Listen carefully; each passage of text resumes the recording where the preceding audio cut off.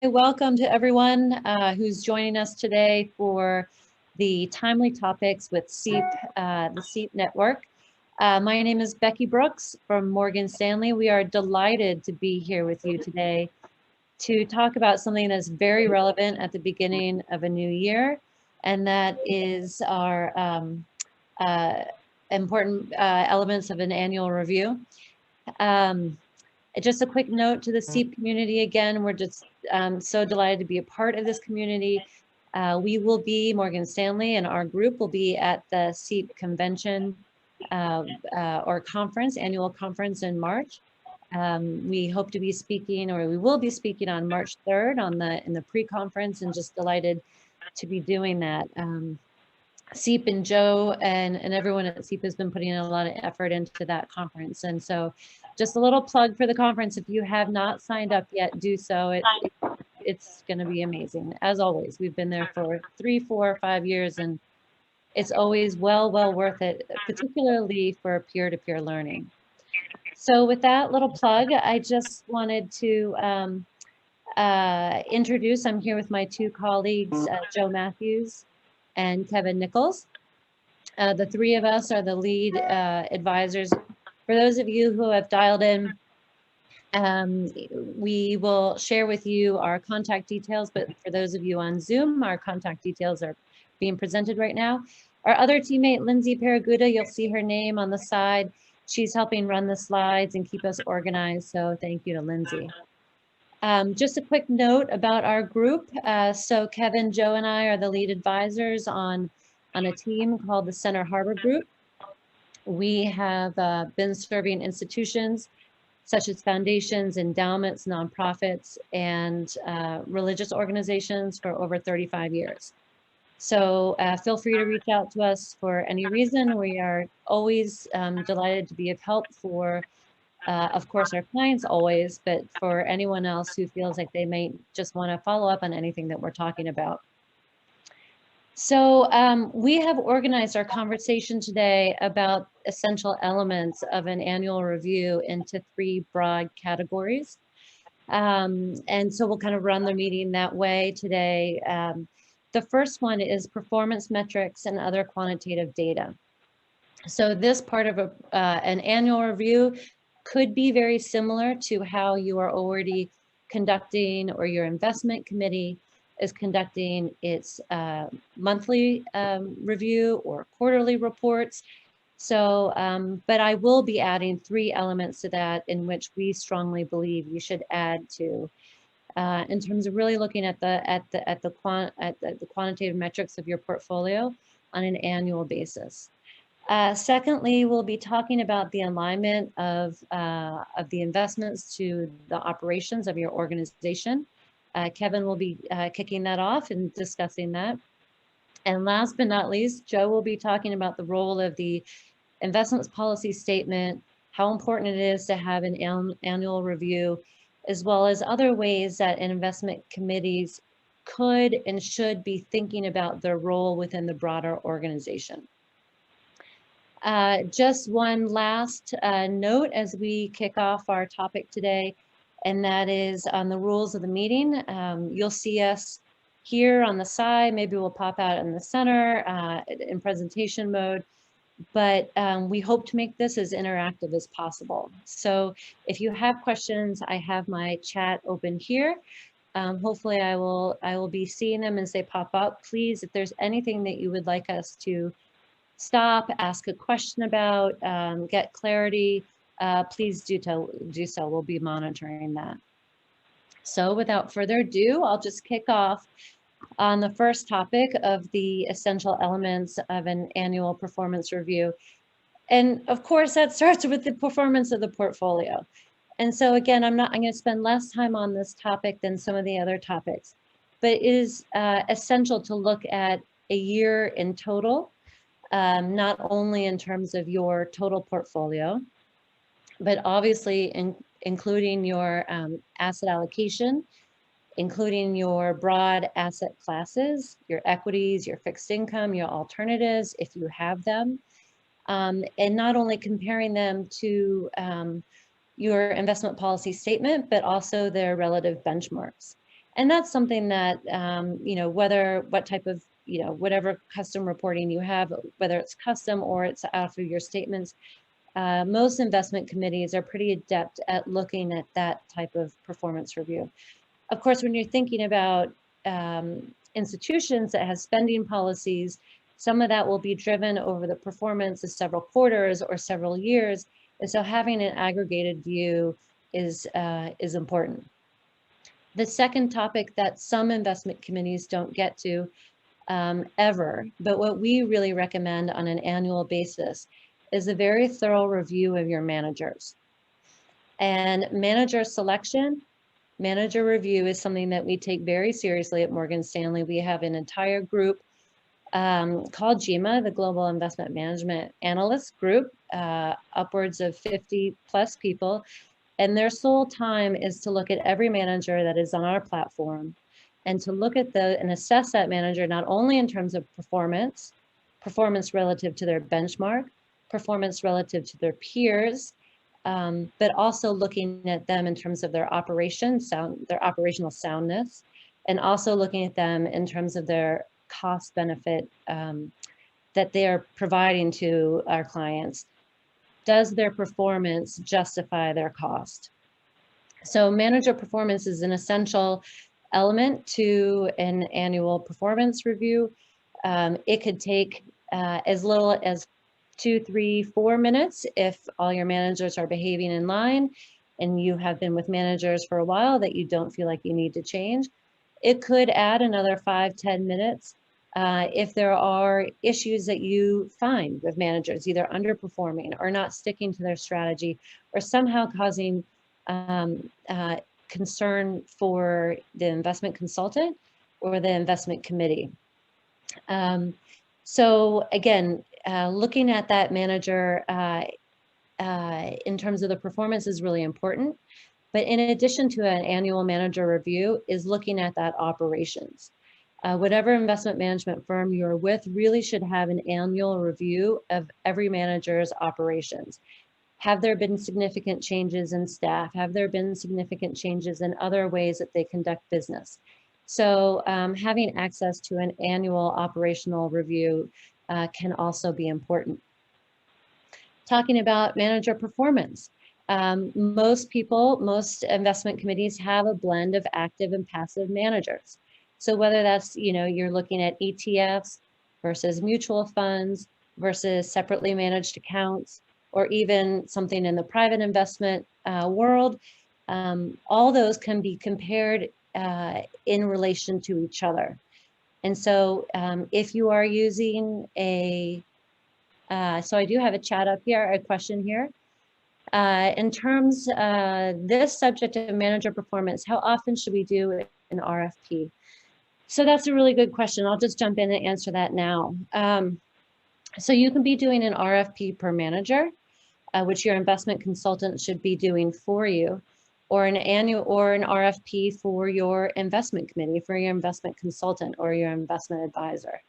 The standard length of terms is 3 to 5 years for an RFP process to look over to assess, is your current investment advisor or your investment consultant doing everything that they can for you? What are the other new tools and tricks of the trade that are out there that you might uncover through an RFP process? And then also, of course, the fee analysis of your overall investment advisor or consultant. So those should be happening on every 3 to 5 years. That will also be dependent, Joe will probably get to this, about what's written in your investment policy statement. In terms of individual managers, those can happen.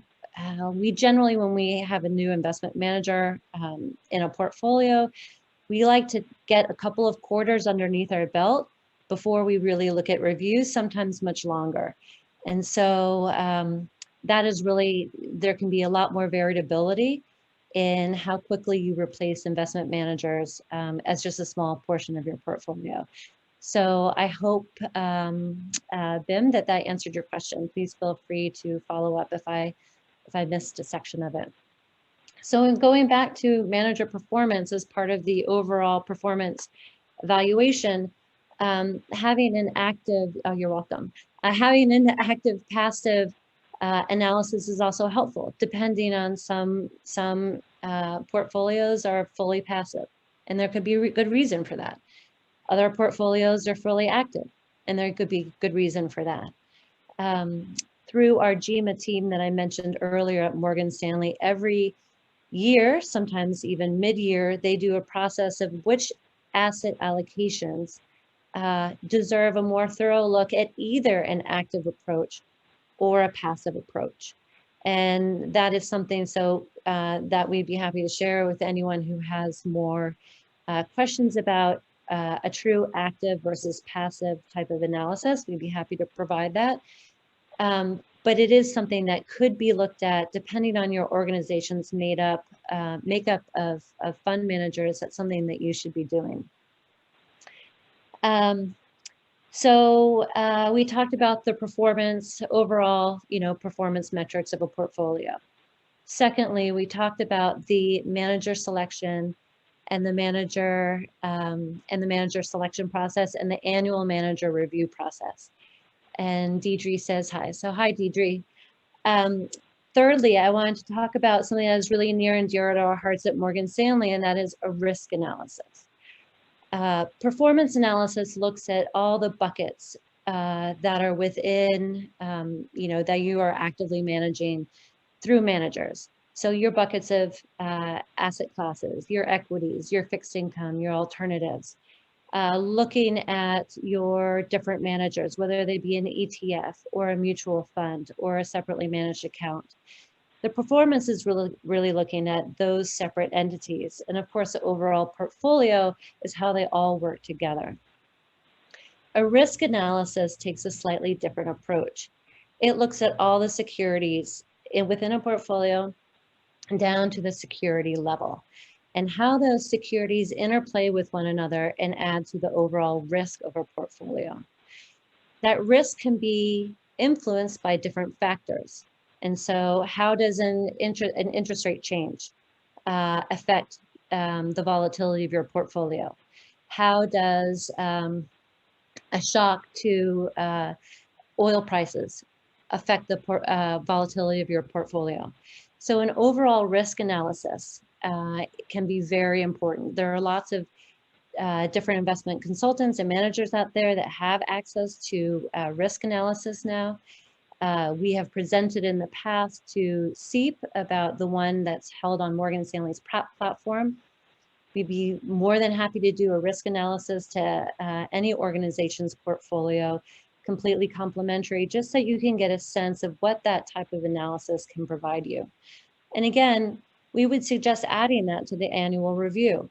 It might take an extra 5 minutes, maybe an extra 10 minutes, depending on how much you are changing in your portfolio from year to year, but it gives you a different view into the assets that you own and into that all-important notion of risk.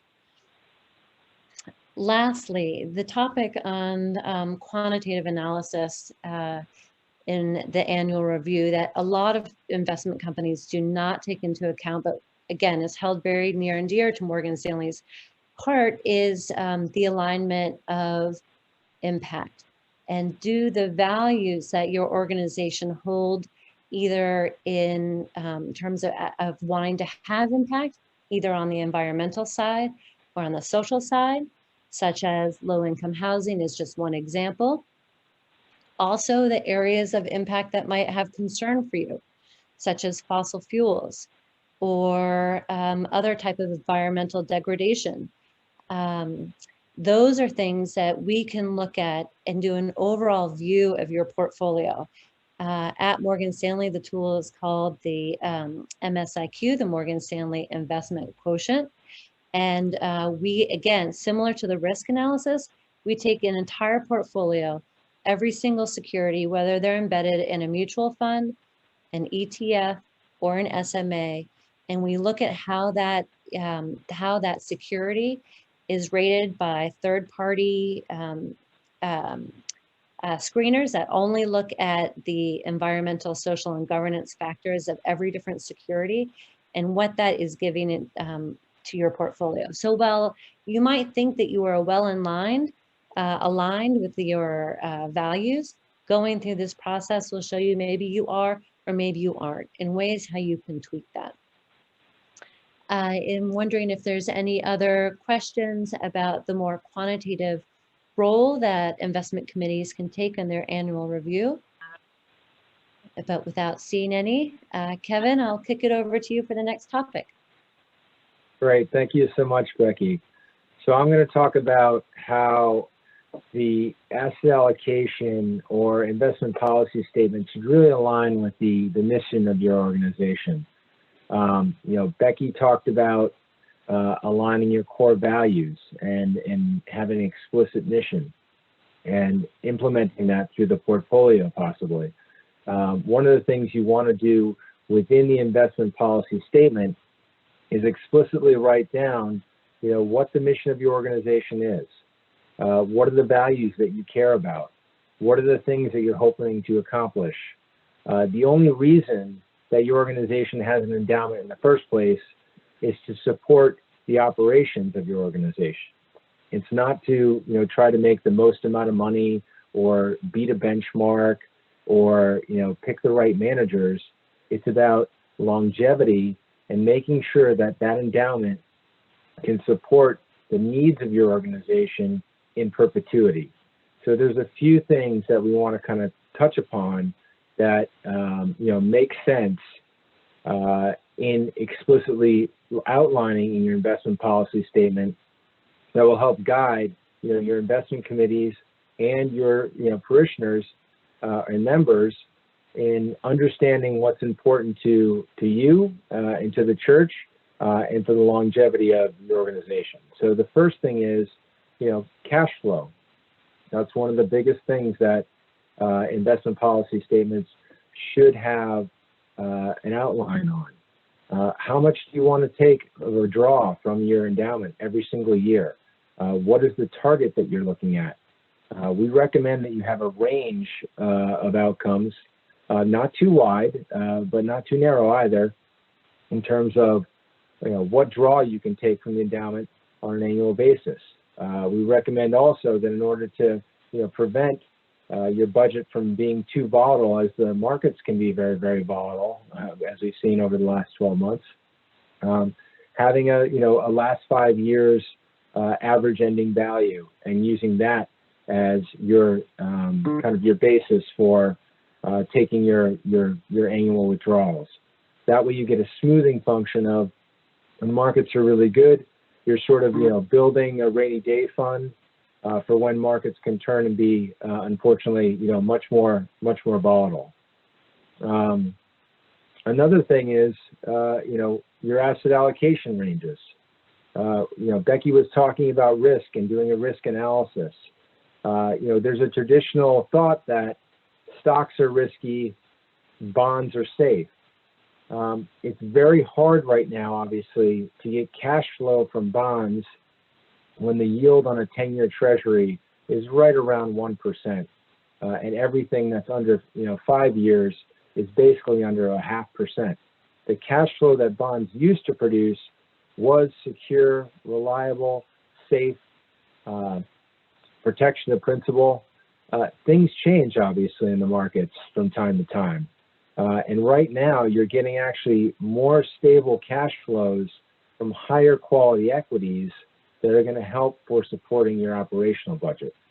So in terms of the asset allocation ranges, while you may want to stay to a target that's around a 60-40 equity to fixed income split, or 65 to 35 equity to fixed income split, depending on where your committee you know, decides or lands, you want to make sure that the ranges of those asset allocations are pretty wide as well, because there's going to be times when fixed income yields are going to become more attractive and you're going to want to have more fixed income in the portfolio.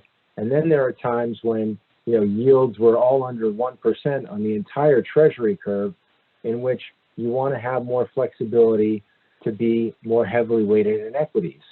Also, you want to make sure that the risk of those equities is outlined and bonds is outlined in the investment policy statement.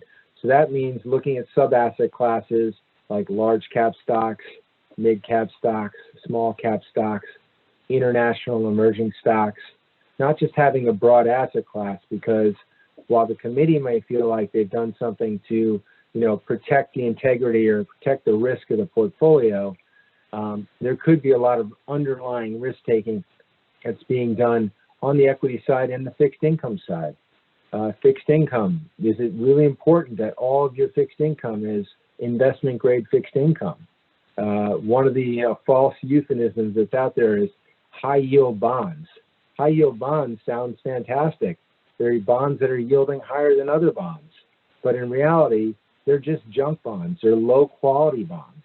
Is that something that your organization is okay taking a risk on in your investment policy statement? Becky also talked about, when to do manager reviews. Outline that in the investment policy statement. How often should you be looking at the performance of your managers relative to a benchmark? And then what is the purpose of that manager? That's very important. If a manager is in there specifically for example, income, it's going to be okay if they lag a market like the S&P 500, where it's been driven primarily by stocks that do not pay any dividends at all. So an understanding of that in a mission statement or a driven purposeful driven statement in the investment policy statement of what each manager's purpose is will be very, very helpful for your entire committee. Also, one of the things that investment committees sometimes get a little worked up in is their performance versus the benchmark. They really want to make sure that they're outperforming or with managers that are outperforming. It's very important that managers keep up during good times, which means that they can lag into indices, especially if they're not invested in technology stocks like the last few years, but that they're protecting better on the downside. Because one of the things that can really hurt the longevity or perpetuity of these investment funds is if you're taking money not from cash flow, but from principal or from corpus, when you have a significant market drawdown. So, people that were invested in growth or endowments that were invested in growth during the coronavirus crash of March of last year were selling at the bottom in order to raise funds to make sure that they had enough for their operations. That's one thing that can really damage your portfolio, as when you're selling part of your corpus, that's just part of a principal that won't be able to recover when the markets do recover.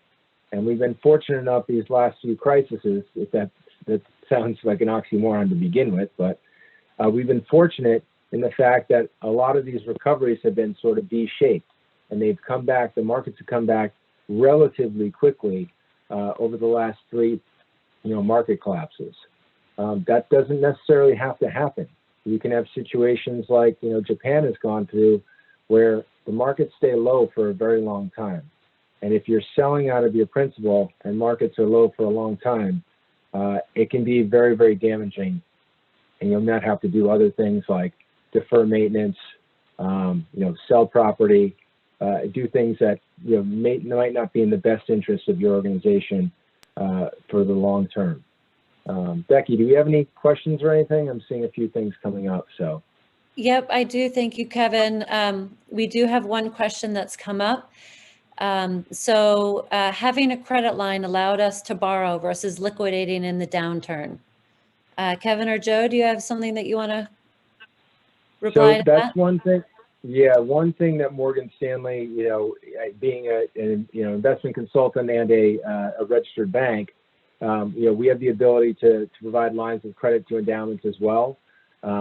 Very, very helpful, especially that's one of the ways, whoever proposed that question, one of the ways that you can take advantage of a low interest rate environment right now is using a line of credit in which the interest rate you may be paying is much less than the cash flow you're receiving from the endowment. So in times like these, those sort of situations can be advantageous. But we want to make sure that, the amount that you're borrowing, the risks of borrowing against the endowment portfolio don't outweigh, your ability to do so. So one of the things that, Morgan Stanley looks at is, kind of gets a snapshot of your portfolio, equities, cash, bonds, and then gives you a percentage of that portfolio as your available sort of line of credit. We recommend, in our group, not to use more than 60% of that line of credit, given that, they're based upon the ending values of all these asset classes. So if you get volatile times, the worst thing you want to do is, borrow on a line of credit, and then all of a sudden there's a lot of volatility, and you have basically a margin call or a capital call that you need to pay off that line of credit or reduce that line of credit, because that's defeating the purpose of why you took out that line of credit in the first place. Any other questions, Becky? Not right now. Thank you, Borden, for that question. Yeah, thank you so much. So with a lot of the religious organizations that we deal with, cash flow is of the utmost importance. I think every, religious organization out there is facing a similar challenge in, challenging bequests from members or donors, and the importance of the cash flow from the endowment on an ongoing basis is just going to become that much more so. So having secure, reliable, and also growing income streams, which are going to grow faster than inflation, because inflation can obviously hurt a portfolio as well, is really paramount to the longevity and success of that portfolio. Are there any other thoughts or questions from anyone in the audience? I don't see any right now, Kevin. Okay, and with that, I'm going to hand it over to my colleague, Joe. Thank you. Thanks, Kevin. And Lindsay, can you post the paper, please? Okay, so we'll cover a few topics here about the importance of an investment policy statement and putting practice to paper. We all know a goal that's written down is a higher probability of a goal that's not written down, and I'm as guilty as anybody of that, because my wife will hold me to it if I've written it down. And by the way, if anybody knows where this bridge is, I'd love to know, because it looks like it makes a very dangerous trip by boat extremely safe by car. So let's think about the last 2 decades, right? We've had 3 recessions, 3 bear markets that have really created more complex regulatory and investment landscapes, right? And those things are only becoming, both of those are becoming more and more complex as time goes on, right? I'm not trying to trigger anyone's PTSD here, but if we think back, to when the internet popped, the NASDAQ was down over 70%, right? We fast forward to the great financial crisis, the S&P 500 was down 44% in 40 days. And just last year, right, in 33 days, the S&P was down 34%. Last year was the 6th worst bear market of the 12 that have occurred since 1926. So it's been one heck of a ride here for investors, right? And what we've come out with is more and more complex markets and more regulatory pressure on top of it. In conjunction with social media and everything else, it's made fiduciaries' jobs very difficult. So our team applauds you for the dedication that you have and the willingness to really put the time in to help make something better. So when we think of those significant declines in the ensuing environments that are more difficult, organizations and frankly donors are now holding their fiduciaries to higher standards, right? And let's not underestimate the importance of donors, because there's no excuse for not having a seat at the table of what's going to happen here over the next handful of years and 2 to 3 decades. And the next handful of years, there's going to be $5 trillion that's going to transfer from one generation to the next, okay? And that number is probably going to be as high as $30 trillion over the next couple of decades. Don't allow a lack of investment process be the reason why a donor turns into the arms of another organization. And we are all pulled in 18 different ways every day with the mail that we receive, with the emails we get, with the phone calls, whatever it might be. But there is going to be, that transgenerational wealth transfer is going to occur. And by having process in place, by having fiduciaries that are living up to the standards that donors expect them to live up to, as well as the regulators, it's going to put you at least at that table, if not at the front of the table. because of that, right, the investment policy statement is critical, right? It's a document that holds everybody accountable, right? And importantly, and Kevin just touched on this, it makes the unpredictable manageable, right? It made COVID manageable for people who are positioned going into that to be able to maintain spending policy, not create permanent loss of capital, right? And come out the other side in a very quick manner, and it may not be as quick, going forward, but it has been, as Kevin touched on as well. But in conjunction with that, it's not only COVID, right? It could be the boiler blows up. It could be a large donor gets transferred, right? It could be whatever. And, to be candid, right, the unpredictable and exogenous events are the ones that cause the biggest and most problems for all of us on our journey as fiduciaries. It's the bus that you don't see that hits you, right? The bus that you see is fine. You just step back, it goes right by. But the one that you don't see is the one that can hit you. And as these market events occur, if you as a fiduciary aren't positioned, and whether it's a donor looking to make that bequest, or whether it's Mr. Market going to do whatever he wants to do, you need to be well prepared going into that. So why don't we flip to page 2, Lindsay, please? So why don't we do a little bit of a refresher, right? The IPS defines the relationship between fiduciaries, right, in an organization. And those fiduciaries are board of directors, investment committee members, the investment consultant, the custodian, asset managers, right? And because of that, it's a primary point of reference, right, for your organization regarding who should be doing what. It's going to eliminate that he said, she said, right? Establish guidelines that your organization could use as investment objectives, right? And we all know that market participants can misprice securities, right? And if the last few weeks weren't the poster child for that, right? And we all know, right, often it's those two evil twins, it's fear or greed that causes that mispricing, right? And let's face it, all of us as humans are subject to that fear or that greed pulling us in directions that we shouldn't be going in. But if you have that investment policy statement in place, right, it should prevent that. It creates rails around what people should be doing and how they should be thinking. That being said, it should evolve with your organization as your needs evolve, but it should not be altered frequently in response to the whims of markets and to the whims of market participants. A great example, right, we had a conversation about this the other day with one of our clients about what should be in the policy statement or not, is cryptocurrency. Because the fact of the matter is, cryptocurrency seems like it's exciting, people are making money at, but most people don't understand the risks. And as fiduciaries, it may not reflect well in an organization. If cryptocurrency suddenly become part of a portfolio, a donor may say, well, what are you doing? Why are you doing this? And if somebody on the investment committee, somebody on the board can't answer that question, it doesn't really exude or create confidence in that donor, right? All committee members, all board of directors should be able to explain to donors, to constituents, what type of investment process is in place.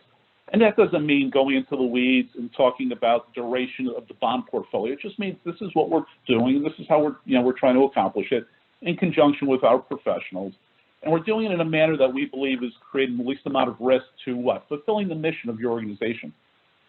A donor would walk away from something like that and say, wow, that really is something I want to maybe learn more about, okay? So, and if we look back, right, great example, 1999, many investors felt that they were intoxicated, frankly, by technology stocks. There were far too many minutes to not-for-profits, right, meeting minutes, where trustees believed the four most dangerous words on Wall Street, right? I know Kevin and Becky know what they are. Maybe somebody out there knows who they are, but it's different this time, right? Well, it's not different this time. You're just being pulled, right? You're being pulled into something that maybe you shouldn't be pulled into. Again, that's not consistent with what your organization is trying to accomplish. And, repeating the old Jamaican saying, and Becky and Kevin have heard me say this many times, the loudest drum, or the emptiest drum, excuse me, beats the loudest. So somebody in that room may be very adamant about something happening in the context of what you're trying to do within your portfolio, but to the outside, it may look frivolous, it may look downright dangerous. And again, it may not be consistent with what you're trying to accomplish short-term and long-term. So by having those rails in place with your policy statement, right, And by having a committee that understands what's trying to be accomplished, what happens? That risk can be mitigated, and it can be mitigated very well, right? So also by setting expectations around return targets in conjunction with your investment consultant, right? Rational decisions could be made. As Kevin said, if the 1-year Treasury is paying 10-year Treasury, excuse me, is paying 1%, it'll be hard to make more than 1% for the next 10 years in that particular investment. Right? As an example, our expectations in Morgan Stanley this year are for bonds to return 0 to 2%. Our expectations for stocks this year are 5 to 6%. Well, if you have a diversified portfolio between stocks and bonds, Morgan Stanley happens to be correct, and your spending policy is 5%, you might very well be drawing down on principal this year. Okay, and that may be something that you're comfortable doing, and it may not be, but by going into it armed with that type of information that's based on empirical data, that's based on, you know, the type of our intellectual capital that is doing research on a global basis, you might be able to you might be able to make an adjustment going into this year as to what is really necessary and should be spent and what might be able to be pushed out, thereby avoiding that permanent loss of capital, right? Or avoiding what? Taking corpus out of the portfolio. So, again, your annual review should include a discussion, 1, about your process, 2, did it work in the prior year? If not, why didn't it work? Should things be changed? Okay, and what expectations are for the type of investments you own, not only on a short-term or tactical basis, but also on a longer-term or strategic basis, to make sure what that endowment's purpose is and what the assets it owns are consistent with what the expectations of the parishioners are, what the constituents are. Because again, if those two don't meet, donors, who obviously also are constituents, parishioners, may feel like something is not, you know, there's a fail there. And the reality is there might not be a fail, but without proper communication, again, between the board, the investment committee, and the constituents and parishioners and donors, it may not work to the optimal level that it could be working to. So part of the problem with an investment policy statement, or part of a challenge would be a better way of putting it, of an investment policy statement or structuring one, is that it's part art and part science, right? It's something that should be dynamic, right? It's living and breathing, right? It's ever evolving, just like your organization. Directors come, directors go. Committee members come, committee members go. Goals change, right? Risk tolerances change. So again, it shouldn't be something that changes based on the whims of the market, the whims of the committee members, the whims of market participants. The fact that GameStop went up 300% yesterday and it's down 200% today, or up 200%, it's down 60% today, whatever the numbers might be, it should be consistent with what is trying to be accomplished. Lindsay, if we could forward, please. So examples of what should be reviewed, all of these topics in the upper left-hand corner are fair game. Okay, there's no reason these can't be communicated back to the parish. What are our objectives? Who's responsible for what? What's our philosophy? What's our need for liquidity? What's our spending policy? What's that spending policy funding? What's absolutely necessary? What's discretionary nature? What's our time horizon? What we've come across in every single case is that time horizon is perpetual, in perpetuity. On to asset allocation, which Kevin touched on. Right, portfolio construction, which Becky touched on. And governance is critical, something that tends to get overlooked, but accountability, performance evaluation. Who's monitoring what? How's it being communicated? And those are things, again, that could be reviewed during, right, an annual meeting or once a year and determine, did it work well? What do we have in place for these things? Did it work well? If it didn't, why didn't it? And what should we change to make sure that it has a high probability of working in the future? So if we go to the next page, please. Yes. Joe, whenever you come to a natural stopping point, and I don't mean to interrupt you, but we do have a good question here. So whenever you're ready for it. Go ahead. I'm ready. Okay. Thank you, Becky. Yes, and it's actually addressed to all of us, Kevin as well. So Kevin or any of you, we have just received funds to establish an endowment and are developing an IPS. One of the things we are trying to figure out is the spending rate in these early years. Once the endowment is established, 5% of trailing 3 to 5 years of EMV will make sense, but do you have any best practices for determining a spending rate for the first year or two for a new endowment? Is there precedent to spend nothing or very little in the early years to build value of the corpus? Kevin, you want to start that?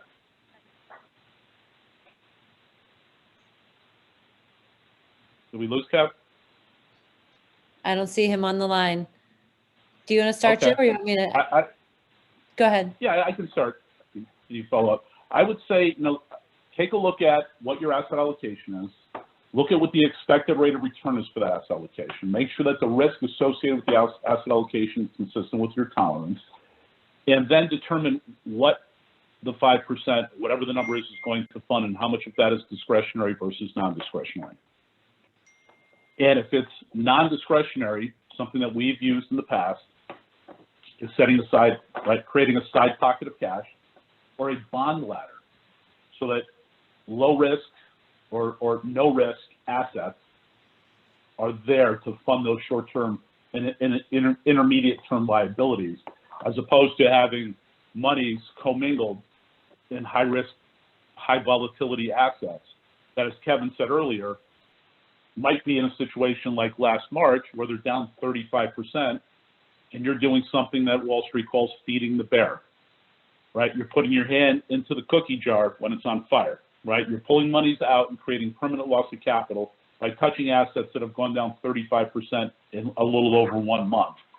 So by avoiding that, you can really create a situation where the risk assets that you want to generate the attractive returns from can do whatever they need to do and get through the bad times. But again, I would start with what's the portfolio expected to earn? What do we really need to spend? And how are we going to fund that? And and most importantly, when do we want to spend that money? Yeah, go ahead, Becky. Yeah, Joe, I'll just follow up on a couple of the things. And one, congratulations to establishing an endowment. Nowadays, the creation of endowment is hard to do. It's hard to get people to decide to give money to establish that, when really you are ensuring your longevity, the organization's longevity, the mission and value of your organization. So that's a wonderful thing.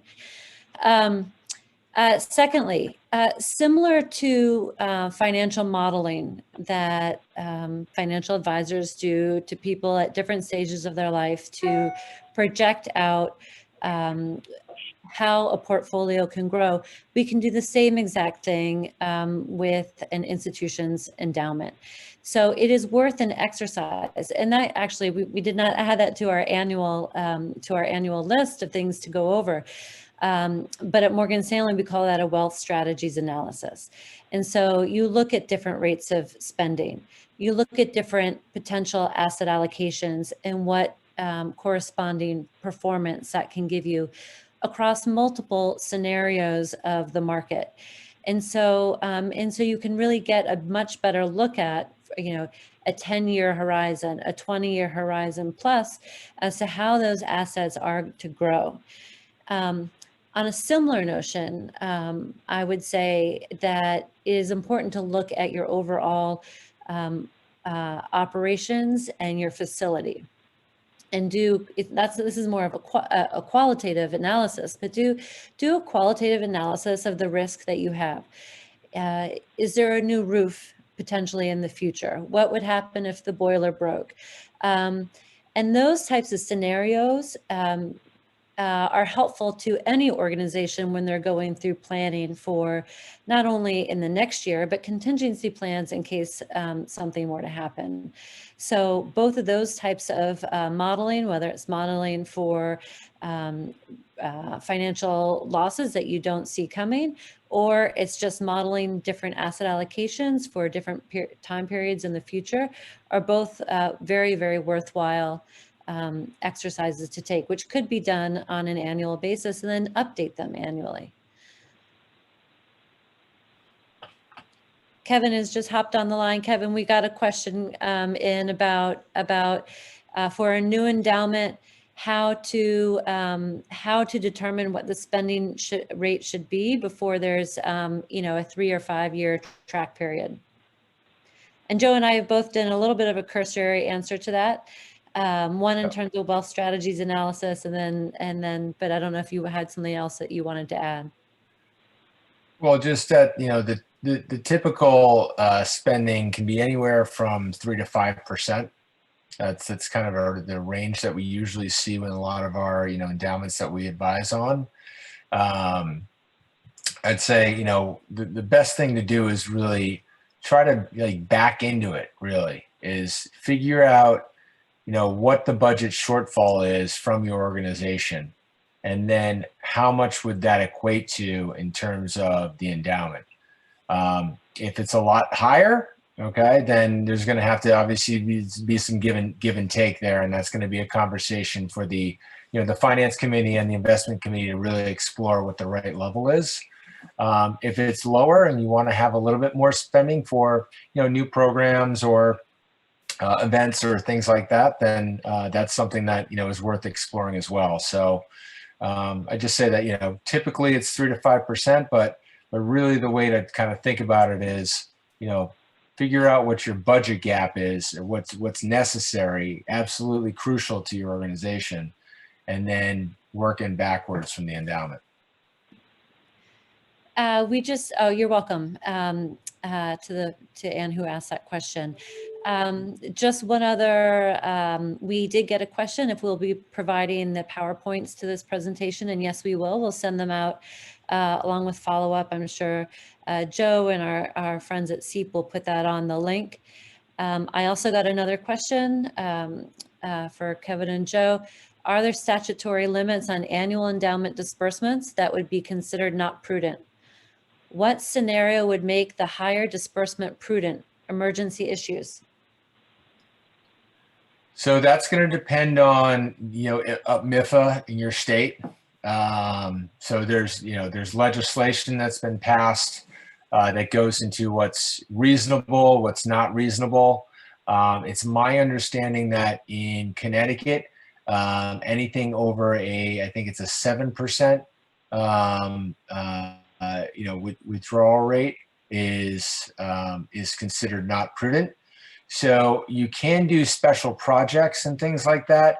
Usually they have to be done in conjunction with some sort of fundraising effort to try to kind of, you know, combat the issue that you would have, which means that you can't just, you know, take a few $1 million off the endowment to build a new wing or whatever it may be.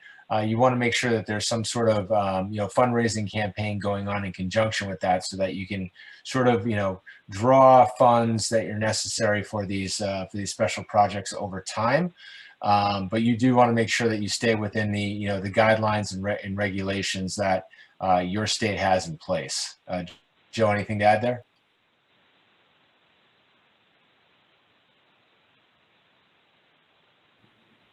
Joe, you're on mute.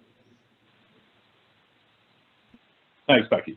So, yep, obviously some endowments have restricted gifts, which would not allow you to use those for anything but what that gift was given for, and unrestricted gifts. And again, as Kevin said, you'd want to at first start back into it and just try to really understand portfolio, what you're trying to do, yeah, and whether you're going to put undue stress on the portfolio that's going to compromise the future. Because again, most of these pools of monies are really structured for use in perpetuity. So if you were to do something where you really stretched it, say in 2019, we come into 2020, all of a sudden now you've got short-term expenses as a function of what you're doing, you can really put the portfolio in a spot where it's going to be very, very difficult to come out of. And there's a slide going forward. If you like, I can go to that, Becky, and I'll show you really. Can you go to the other slides, Lindsay? Slide 1, please. Or slide 2, actually slide 2, I believe it is. Slide 3. We'll get it right, I promise.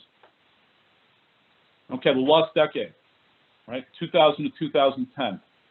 Here we have a decade, right, that started with the internet bubble popping, and towards the latter part we had the great financial crisis. And the three of us had a dime every time somebody said, why don't we put the whole endowment in the S&P 500? We would have a whole lot of dimes, because we hear that question a lot more than than you would think, especially after when the S&Ps had a good run. But over that 10-year time period, you can see to the lower left, the S&P was down 9.1%. Now, if you put on top of that a 4% spend over those 10 years without an adjustment for inflation, you could really see 4 times 10 is 40, and minus 9.1% is 49.1. Forget about inflation being a factor. So your endowment could have ended that decade half of what it started the decade at. And again, that's not exactly inspiring to donors. It's something that, as fiduciaries, we all need to be aware of, because again, we look to the left, or right, excuse me, 4 numbers over, the diversified portfolio was up 44.5%. Not all that exciting, because we can see there's numbers that are exponentially greater in certain asset classes, but sometimes, the fastball down the middle and, plain vanilla ice cream is what's best for the organization, especially when you look at a long-term investment time horizon with an annual draw. And we've been in many meetings. I dare anybody to tell me on this, or tell us on this call, that it would be very easy to take a spending policy to zero for 1 year, let alone longer than 1 year. It's just not going to happen, right? The organizations, once that starts, the genie's out of the bottle. So because of that, you have to make sure your allocation's appropriate. You have to make sure your spending policy is consistent with that allocation. And again, as Kevin said, a way to make up something is starting a capital campaign, getting in front of the parish and telling the parish, this is what we're doing with our investment. We've done a study. You've told us this is what you want from this organization. We've got a shortfall, and we need help.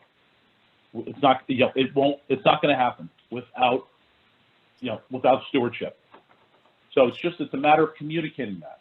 It's a matter of understanding, as Becky said, doing a wealth analysis, understanding what you want that spend to be, and understand those exogenous events that happen as markets go down. So, I just want to add one thing to that. You're really touching on a great point here, is that, like if you're looking to, expand, do new project, whatever, some of your members might look at your endowment, depending on how large it is, and say, well, we've got, 10, 20, whatever, however many $1 million in the endowment. Why don't we just take it from there? Kind of looking at the here and now, as Joe is saying, kind of looking at the short term as opposed to long term. So, we've gone to a lot of our religious institutions and, educated the members and educated the committee, done a Monte Carlo analysis to show the effects of, taking out that money today and what that means for the longevity of the portfolio. And what different levels of spending mean for the longevity of the portfolio. So once members kind of understand that, it makes the conversations much easier in terms of, creating a capital campaign, making something that's sustainable, and doing the things that are right for the organization in the long term. Kevin and Joe, I have another question in here. It's along the same lines, but it's just a slightly different take. So I thought I would communicate it. Oh, you're welcome, to Peter. So new question, what are the prevailing guidelines, institutional norms for long-term annual percentage distributions using 5-year averaging? So you've touched on that a little bit, but if there's something else that you'd like to add. Well, just another thing is, like, it doesn't have to be an absolute number as well. You can sometimes work into like inflation plus, 2%, something like that, whatever the committee kind of decides on. But there's ways to incorporate, obviously, inflation in there, because if you have a lower spending limit, let's just say, for example, which would be generally a good thing, you want to be at least keeping up with inflation, and having that spending keep up with inflation. So part of that's going to be obviously done from the portfolio. Stocks should generally do well in inflationary environments. And the majority of your endowment is in equities, and that should benefit from that, and that would lead to the higher spending rates. But if for whatever reason, you have a more conservative portfolio or a lower spending rate, then you want to try to incorporate, some sort of consumer price index or inflation index into the spending policy, so you have that inflation sort of pay raise every single year, and you're not subject to a hard dollar amount or a hard percentage amount of a fixed dollar amount, which is going to obviously deflate over time.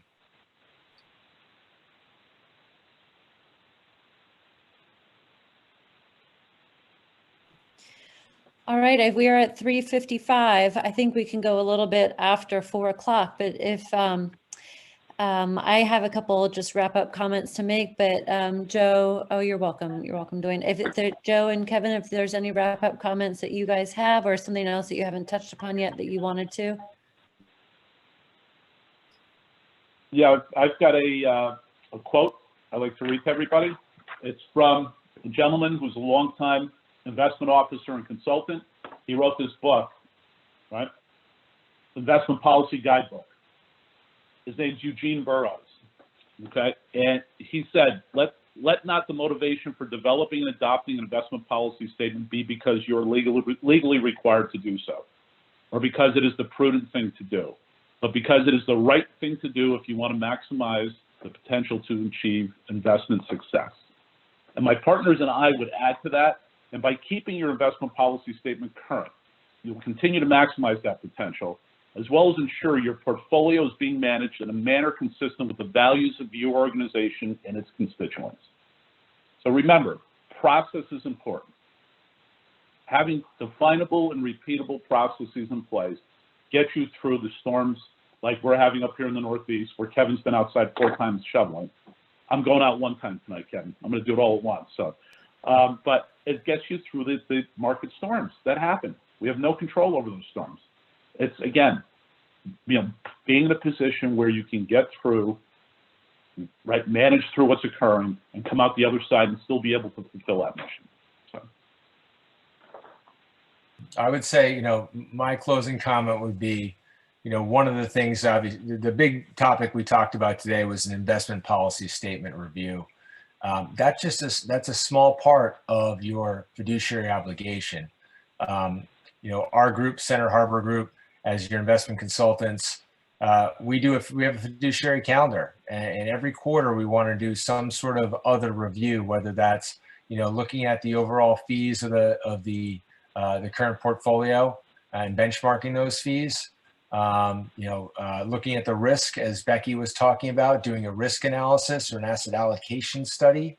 And then, as I've been talking about, a cash flow analysis, whether that's through Monte Carlo or whether that's through, just projecting with your auditor or actuary or whoever it is that, is assisting you in that regard.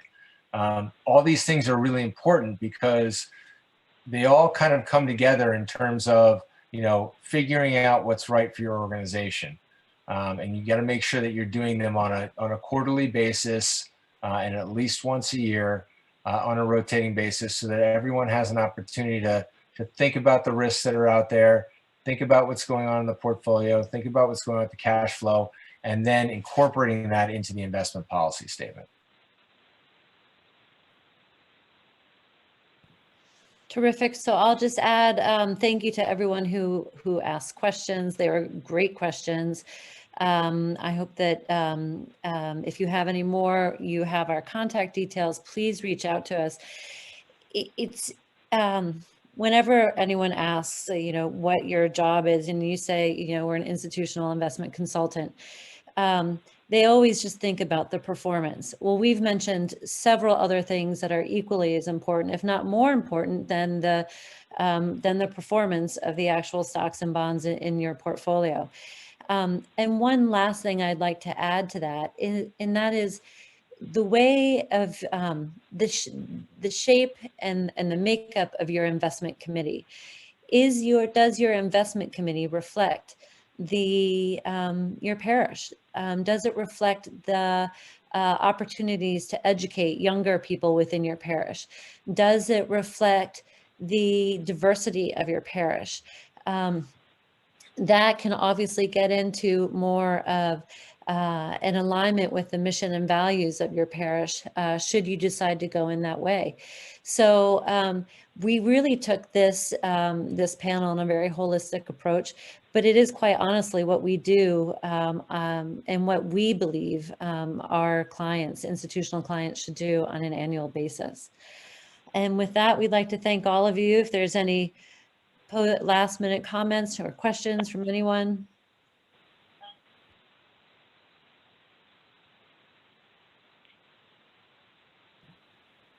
Joe, swimmer at SEEP, and everyone at SEEP, thank you for having us. We appreciate it. We look forward to seeing you in March and bringing more topics, timely topics to you in the future. Have a good night. Have a good night, everyone. All right.